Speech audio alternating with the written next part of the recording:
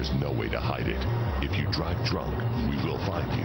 Cops everywhere are stepping up enforcement and cracking down like never before. Make no mistake, you will get caught and you will be arrested. Over the limit, under arrest.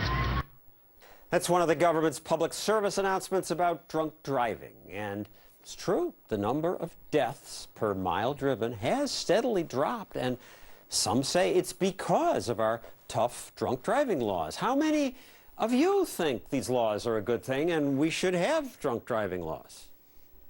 Right? Everybody in this pretty libertarian audience. And I've always thought that, but journalist Radley Balco says no. If we really care about road safety, he says we should abolish drunk driving laws. So, abolish them? Are you nuts? Got that question a lot when I wrote that column. No, I mean, the problem with drunk driving is the reckless driving. It's the threat to roadway safety. And my point is that focusing just on alcohol is not doesn't make the roads any safer. So let me give you two scenarios, John. So you're driving home one night. It's 11:30 at night. You've had a few drinks. You sort of roll through a stop sign, right? Nobody else is on the road. You don't see the police officer there. He sees you rolling through the stop sign. He pulls you over. You blow, .081 on the breath test. You're legally drunk. You're going to lose your license for 6 months. You're going to pay probably $1,000 or more in fines. You're going to have to attend an alcohol addiction class and probably pay for that. Teach me a lesson.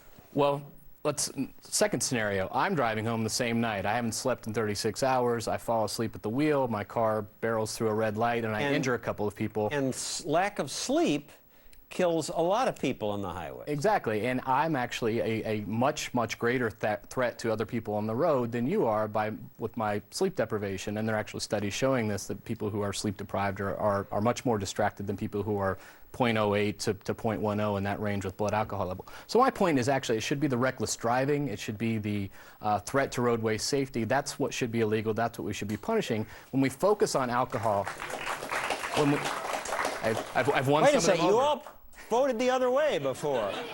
You've been convinced. But when you make the condition, when you make how much alcohol is in your blood the crime, you get to these absurd situations that we have today where, for example, in a lot of states, the legislatures and the courts have approved this, the police can forcibly draw blood from you alongside of the road in order to test it for its alcohol content, even if it's a minor traffic violation.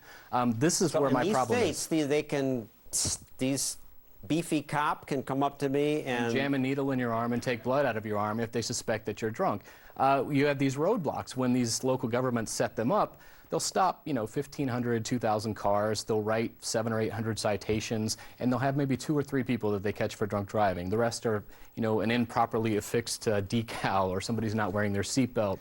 So these become revenue generators, and it's all sort of driven by this, what I think is really kind of a hysteria over drunk driving laws. Now, I'm not supporting drunk driving here, and actually I think the PR campaign that we've had since the early 80s on DWI laws has been very, very successful. PR campaigns are not coercive.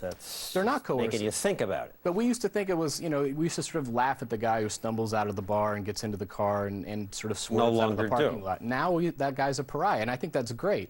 But I think it's social pressure that has done that. And I think all right, but let's talk about the law. The law is now, if you have a blood alcohol level of 0.08%, you're in trouble if they catch you. And since they passed that law, alcohol deaths have dropped. In fact, we have a graph of alcohol-related traffic fatalities. Well, actually, what happened was, John, the fatalities dropped significantly from about 1980 to about 1999. This law was passed in the late 90s. It took effect in 2000. This graph shows when the new, tougher law passed, and actually deaths went up slightly. Exactly. And I mean, they were going down before as people got smarter and more careful. Drunk driving fatalities actually increased when Congress lowered the blood alcohol level to 0.08. And you ask, how can that happen? Well, people who are between 0.08 and 0.10 aren't significantly impaired, so they're not driving erratically enough to be caught by conventional means. So you have to set up these roadblocks. Well, these roadblocks take 8, 10, 12 police officers to staff them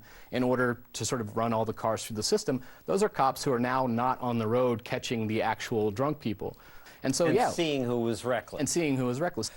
Mothers Against Drunk Driving. We call them up and tell them about this segment, and they say, if your kids are acting up, that lasts a third of a second for you to look in the mirror. Your eyes go back to the road. But if I'm impaired, I'm drunk the entire time.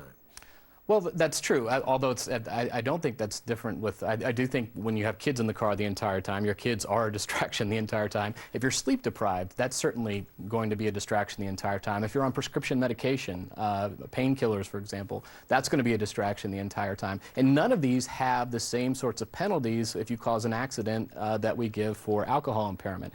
And, you know, if your goal is to make drinking alcohol while driving a sort of the worst thing you can possibly do, then the laws we have are fine. Let's keep them. If your goal is to actually make the highways safer, I think we need to concentrate on the actual reckless driving and not whatever it is that's causing it.